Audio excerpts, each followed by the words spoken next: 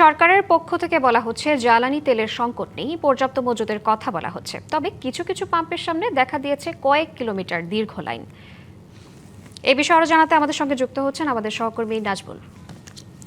নাজমুল, সরকারের পক্ষ থেকে বলা হচ্ছে তেলের সংকট নেই, কিন্তু কেন এত দীর্ঘ লাইন, কি বলছেন তারা? লাইনটা দীর্ঘ, তবে গতকালকে থেকে আজকে দেখছি কিছুটা কম।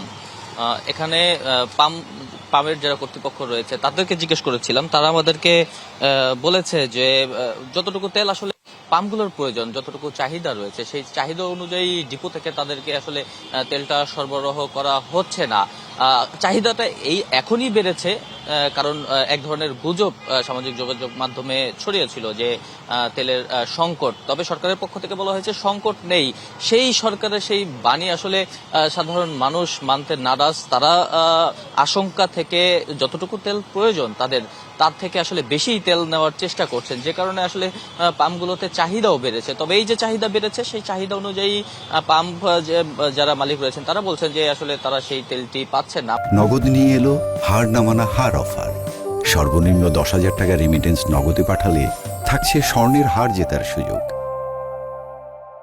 আমরা রয়েছে এখন মহাখালীর একটি পাম্প স্টেশনে। এখানে আমরা যেটি দেখছি যে যেই মোটরসাইকেলগুলো রয়েছে সেই মোটরসাইকেলগুলোকে রেশনিং পদ্ধতিতে তেল দেওয়া হচ্ছে। যদিও রেশনিং পদ্ধতিতে তেল দেওয়ার কোনো নির্দেশনা সরকার এই মুহূর্তে দেয়নি, যেটি ঈদের আগে দিয়েছিল, দেওয়ার পরে আবার তুলে নেওয়া হয়েছিল। তবে ঈদের পরে আজকে থেকে যেটি দেখছি আমরা, মোটরসাইকেলে 500 টাকার তেল দেওয়া হচ্ছে, যা প্রায় 4 লিটারের মতো। এবং যেই গাড়িগুলো রয়েছে, প্রাইভেট কারগুলো রয়েছে, সেই গাড়িগুলোকে কিন্তু 25 লিটার তেল দেওয়া হচ্ছে।